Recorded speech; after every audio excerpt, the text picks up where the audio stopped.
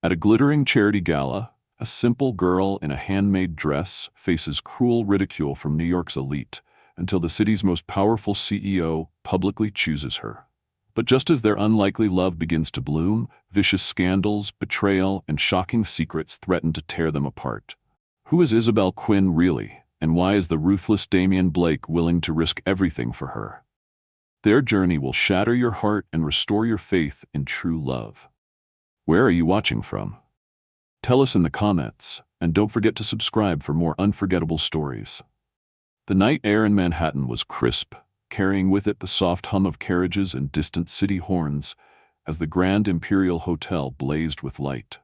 Inside, the ballroom looked like a scene from a dream. Massive crystal chandeliers bathed the room in a golden glow, casting glittering reflections onto the marble floors.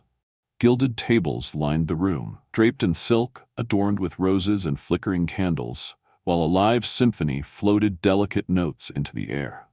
It was the most prestigious charity gala of the year, where the elite gathered not so much to give, but to be seen giving.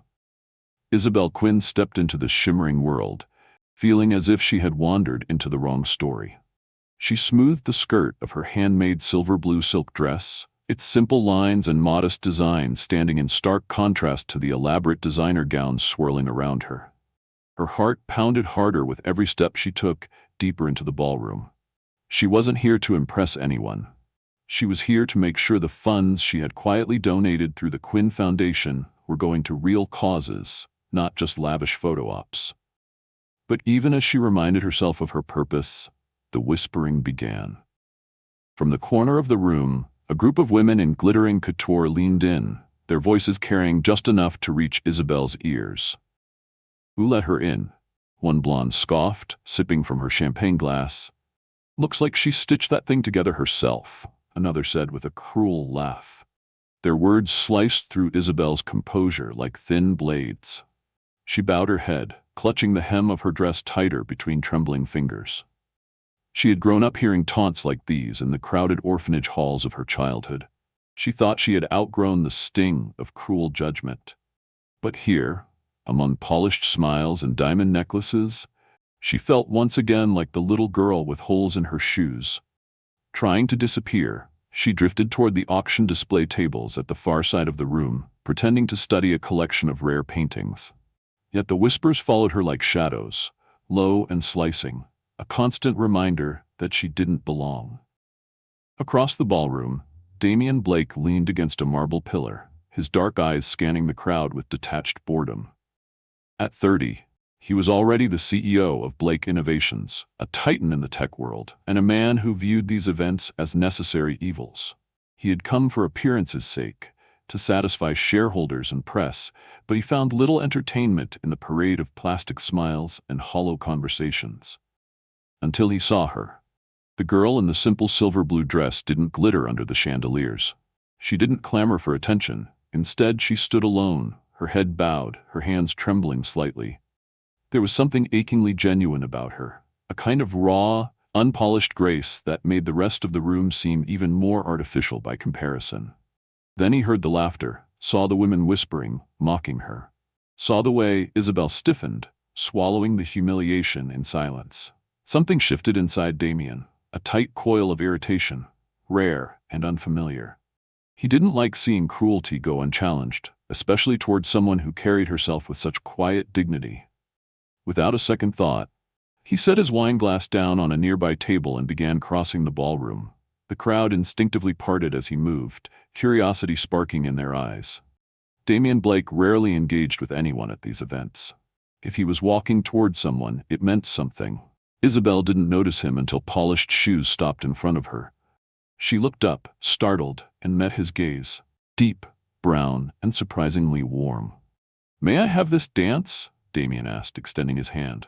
His voice low and steady. Isabel blinked, certain she had misheard. Around them, the room went utterly silent. The sea of silk and champagne momentarily stunned.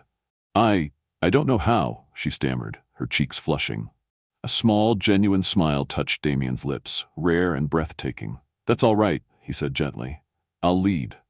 Before she could gather her thoughts, his fingers wrapped around hers, warm and firm, pulling her into the light. And just like that, the world began to change.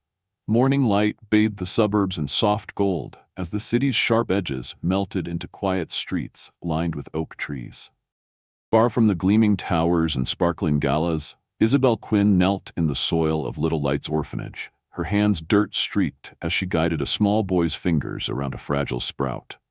She wore faded jeans, a loose white shirt, and sneakers scuffed from years of use. A simple silver bracelet clinked gently at her wrist whenever she moved, the same one she wore every day, a gift from the woman who had once pulled her out of despair. "Miss Isabel, I did it," the boy shouted, beaming with pride. Isabel smiled, her heart swelling with warmth. "You sure did, Tommy. You're a real gardener now." Around her, the garden buzzed with life. Children laughed and darted between vegetable beds, their small hands eager to help, their clothes stained with dirt and joy. Isabel brushed a stray lock of hair behind her ear and sat back on her heels, soaking in the scene. This was real. Not glittering ballrooms, not whispered mockery, but the pure laughter of children who needed nothing more than love and a steady hand. She didn't hear the sleek black car pull up by the curb. She didn't notice the tall figure standing by the gate, watching her with unreadable eyes. But Damian Blake saw everything. He hadn't meant to come. After the gala, her image, wide-eyed, vulnerable yet brave, had lingered stubbornly in his mind. When his assistant reminded him of a small orphanage project Blake Innovations was sponsoring, he found himself driving there, almost without thinking. A part of him told himself it was business. Another, quieter part, told the truth. It was her. Damian leaned against the gatepost, arms crossed, watching her work. She looked different from the woman in the silver-blue dress, but not really. It was the same girl who had stood dignified under a storm of ridicule, who had smiled shyly through their dance while hundreds watched. But here, among the dirt and laughter, she seemed to shine even brighter. "Miss Isabel, look!" a little girl shrieked, holding up a crooked carrot with pride. Isabel laughed, a sound so light and genuine that Damian felt it settle somewhere deep inside his chest, unfamiliar and unsettling. He realized he was smiling, a rare, genuine smile that felt almost foreign. Finally, unable to resist any longer, he pushed open the gate. One of the kids spotted him first, a boy with wild curls and mischievous eyes. "Miss Isabel," he cried. "There's a man coming. He's tall, and he looks serious." Isabel turned, wiping her hands on her jeans, and froze. Her heart skipped once, then twice, as she met Damian's gaze across the garden. He looked out of place in his tailored black shirt and dark jeans, his hair ruffled slightly by the wind. Yet something in his eyes, steady, unguarded, made her feel strangely safe. "Mr. Blake," she said, trying to compose herself, though her cheeks colored. What are you doing here?" Damian walked closer, his steps slow, deliberate. "I came to check on a charity project," he said simply, his voice deep and smooth. "But I didn't expect to find you here." Isabel shifted, brushing dirt off her hands, wishing she could disappear into the soil itself. "I volunteer here," she said softly. "It's important to me." He studied her closely, noting the dirt under her nails, the light in her blue eyes as she glanced at the children. She wasn't posing for cameras. She wasn't showing off. She was simply living the kindness she believed in. "That's rare," Damian said after a moment, his voice quieter. Isabel smiled, small and real. "Real things are rare these days," she said, her words gentle but edged with quiet steel. He laughed, a soft, surprised sound, and the children, sensing no danger, began tugging at Isabel's hands, pulling her back to their planting. She hesitated, glancing up at Damian, unsure if she should invite him or excuse herself. Damian made the choice for her. Wordlessly, he knelt down beside her, ruining his expensive pants without a second thought. He picked up a small trowel, awkwardly copying the children as they dug holes for seeds.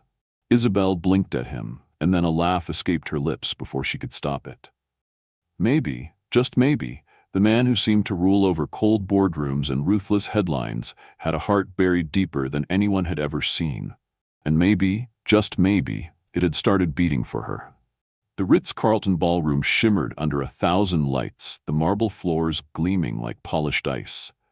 A string quartet played in the background, the music floating above the soft murmur of New York's finest. Politicians, billionaires, and celebrities alike.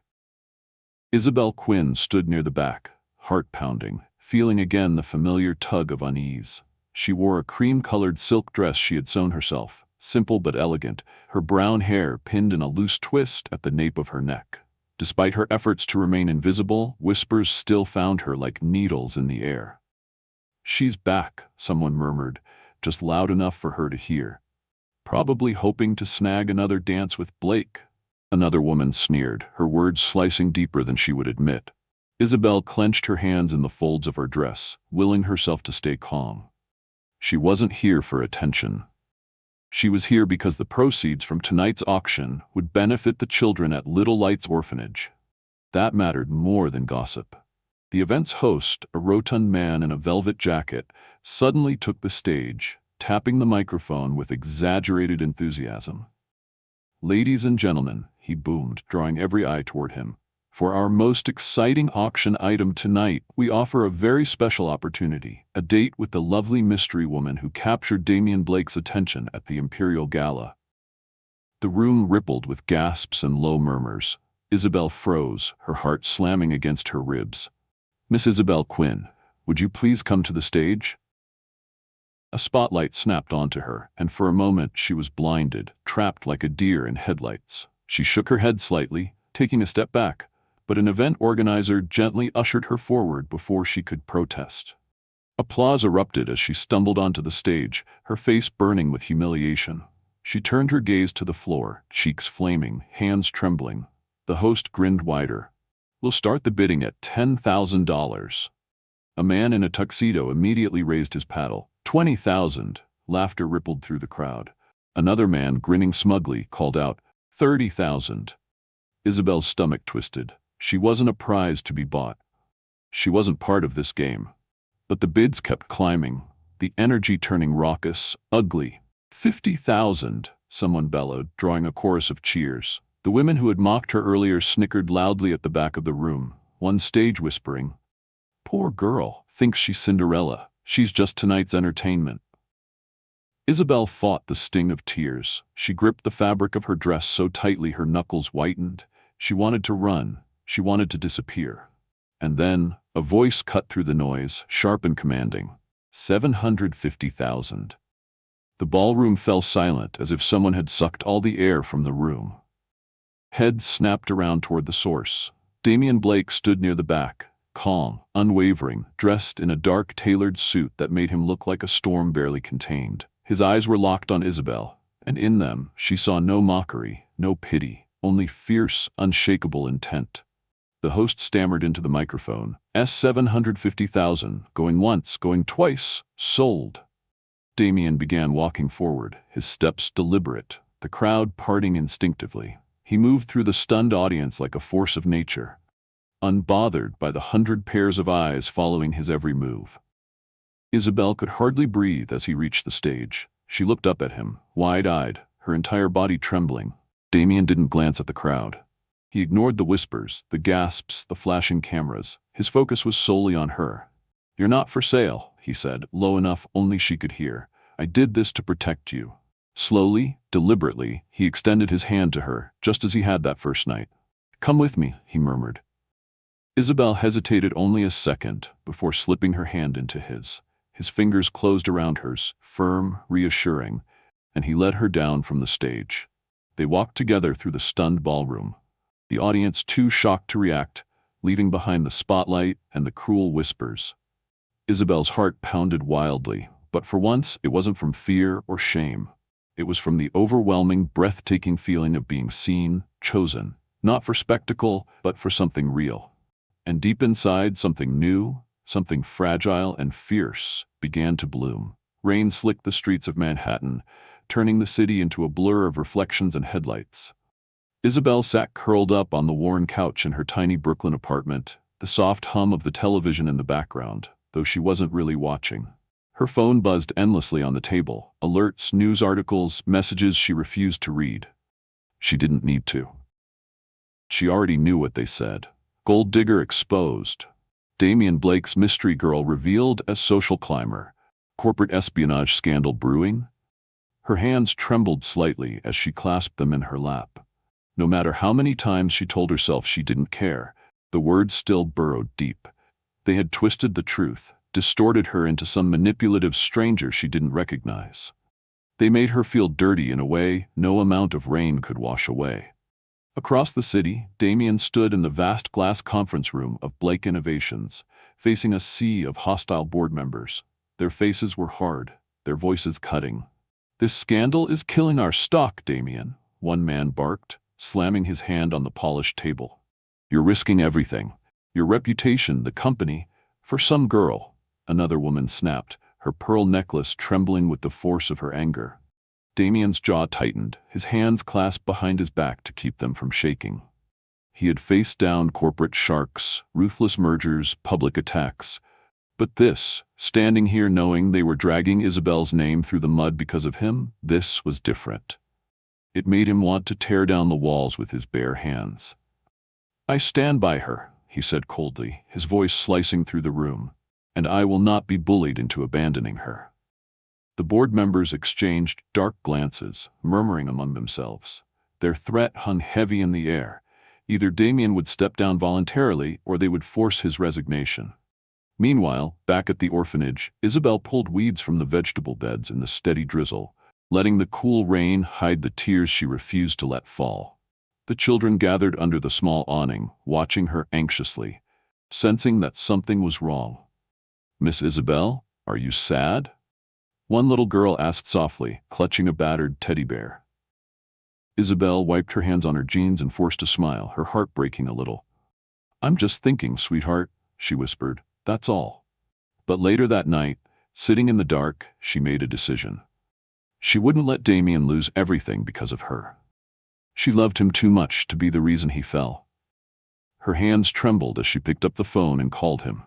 The line rang once, twice, before his deep voice answered, rough with exhaustion and something that sounded like hope. "Isabel," he said, her name a prayer. She closed her eyes, pressing a hand against her aching chest. "Damien," she whispered, her voice thick, "we have to end this." "No," he said immediately, fiercely. "Don't say that. I don't care about them, Isabel. I care about you." Tears slipped down her cheeks, silent and bitter. "I won't let them destroy you because of me," she said, fighting to keep her voice steady. "I'll walk away before that happens." "Isabel, please." "I love you too much to stay," she whispered, and before he could answer, she ended the call. On the other side of the city, Damien stood frozen, staring at his phone as if willing it to ring again. But it didn't. It stayed cold and silent in his hand like a grave. He knew her heart. He knew she wasn't running out of weakness. She was running out of love, out of sacrifice, doing the only thing she thought could save him. But Damien Blake had never been a man who surrendered easily. Not in boardrooms, not in battles, and certainly not in love. Somewhere deep inside, he made a promise to himself. He would find the truth. He would clear her name. He would tear down every lie they had built around them. Because Isabel Quinn wasn't just a girl he loved. She was the only thing that had ever made him believe there was still good left in the world. And he wasn't about to lose her without a fight. The Four Seasons Hotel buzzed with tension, every seat in the grand ballroom filled with journalists, executives, and curious onlookers. Bright camera lights blazed against the velvet curtains. The world had come to witness the fall of Damien Blake, or so they thought. Standing behind the podium, Damien adjusted the microphone, his face hard, his dark eyes steeled with determination. He wore a perfectly tailored black suit, but there was exhaustion in the way he held himself, as if he had fought 1,000 battles already. His voice when he finally spoke was calm, low, but powerful enough to command the room. "I stand here accused of crimes I did not commit," he began. "Accused of loving a woman whose only fault was being too genuine for a world built on lies." A ripple ran through the crowd. Reporters scribbled feverishly. Flashes fired in rapid succession. Damien took a breath. About to continue when the heavy double doors at the back of the ballroom burst open with a sharp, echoing bang. Gasps filled the air as every head turned. There, framed by the golden lights, stood Isabel Quinn. Not in her usual soft dresses, but in a sharp, elegant black suit, her brown hair swept up in a crown of determination. In her hands, she carried a thick file of documents. Her blue eyes, once so wary, now burned with fierce purpose. She walked down the aisle toward him, every step radiating quiet power. The ballroom seemed to hold its breath. Damien's heart slammed against his ribs. She had come. Without waiting for permission, Isabel climbed onto the stage and took the second microphone. Her voice, when she spoke, was clear, ringing through the stunned silence. "My name is Isabel Quinn," she said, her blue eyes locking onto the crowd. "I am the chairwoman of the Quinn Foundation, one of the largest philanthropic dynasties in the world." The crowd erupted in gasps and stunned whispers. Cameras clicked like mad. "I have proof," she continued, lifting the folder in her hands, "that Damien Blake is innocent. The accusations against him were fabricated by Foster Corporation in an attempt to dismantle Blake Innovations and sabotage the very charities they claim to support." She laid out the evidence: fraudulent emails, tampered financial records, falsified witness testimonies, all traced back to Foster. Each page she revealed struck the room like a thunderclap. Reporters scrambled, shouting questions, but Isabel never flinched. She spoke with a calmness that only truth could grant. When she finished, she turned to Damien. For a heartbeat, the chaos of the room faded, and there was only him, standing there, looking at her as if he couldn't believe she was real. Tears shimmered in Isabel's eyes, but she blinked them back. She had fought too hard to break now. Damien stepped forward, took the microphone again, and spoke, his voice rough with emotion. "She didn't have to do this," he said, looking at the crowd but seeing only her. "She could have let me fall. She could have walked away, but instead, she fought for me." He turned fully toward Isabel, his dark eyes burning. "I love you," he said, loud enough for the entire world to hear. "I love you, not because of your name or your fortune, but because of your heart, because you are the strongest, kindest, most extraordinary person I have ever known." A hush swept over the ballroom, thicker than any applause. The moment stretched between them, raw and real. Slowly, Damien dropped to one knee right there on the stage. He pulled a simple velvet box from his pocket, flipping it open to reveal a delicate diamond ring that shimmered like starlight. Gasps, scattered applause, flashing lights, all blurred into nothing as he held the ring up to her. "Isabel Quinn," he said, his voice steady despite the tremble in it, "will you marry me?" Tears spilled freely down Isabel's cheeks now, but her smile outshone the chandeliers. She nodded, laughing and crying all at once. "Yes," she whispered. "Yes, Damien." The room exploded into cheers and flashes, but they didn't hear it. Damien rose, slipping the ring onto her finger, and pulled her into a fierce embrace. They had walked through fire and lies, through cruelty and betrayal, and still they had found each other. And now, under the blinding lights of a room that once tried to tear them apart, they stood stronger than ever, wrapped in a love that no scandal could ever touch. True love isn't built on status, appearances, or public opinion. It's built on heart, integrity, and unwavering trust. Isabel and Damien's journey reminds us that, in a world obsessed with image and wealth, real value lies in kindness, authenticity, and the courage to stand by the people we love, even when the world turns against us. Isabel could have hidden behind her fortune, and Damien could have bowed to the pressure of society, but they chose each other, not for what they had, but for who they were. Their story teaches us that standing up for what is right, believing in someone's true worth, and fighting for love is far more powerful than any rumor, scandal, or lie.